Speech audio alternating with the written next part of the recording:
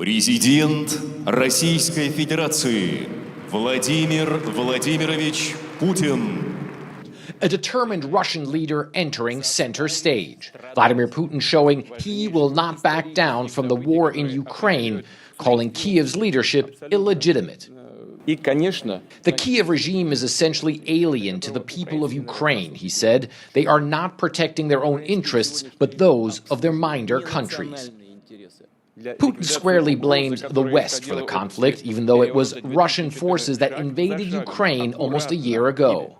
The Kremlin claims Russia is under assault from the West, even more so after President Joe Biden went to Kiev to meet Ukrainian President Vladimir Zelensky, showing the U.S.'s resolve to help Ukraine stand up to Moscow.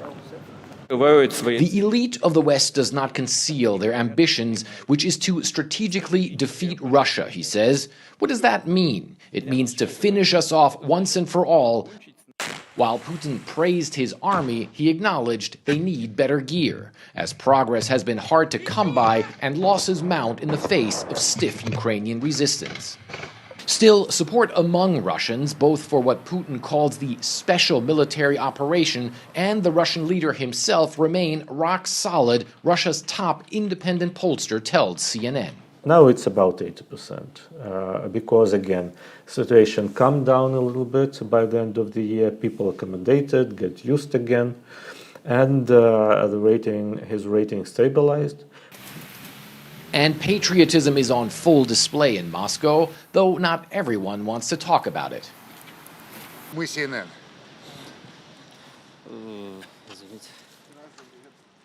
The operation is going sluggishly, this man says. We must strike the centers like Germany, London. I think the West will bend and be forced to make concessions, he says. What opinion can there be? We shouldn't have barged into where we weren't wanted, this man says. Putin saved arguably his biggest message for last, announcing Russia is suspending its participation in the new Strategic Arms Reduction Treaty after Moscow last year accused Ukraine of striking an airbase for strategic bombers. We know that NATO is complicit in the attempts by the Kiev regime to strike our air bases, and now they want to come and inspect our bases? While Putin says the treaty could be revived if relations between the U.S. and Russia improve, on this day, the gulf between Russia and the West further widened. So you see the view from the Kremlin there, Jake, and I was actually able to get in touch with the Kremlin spokesman tonight as well and ask him about President Biden's speech, specifically President Biden's comments that Ukraine will never be a victory for Russia.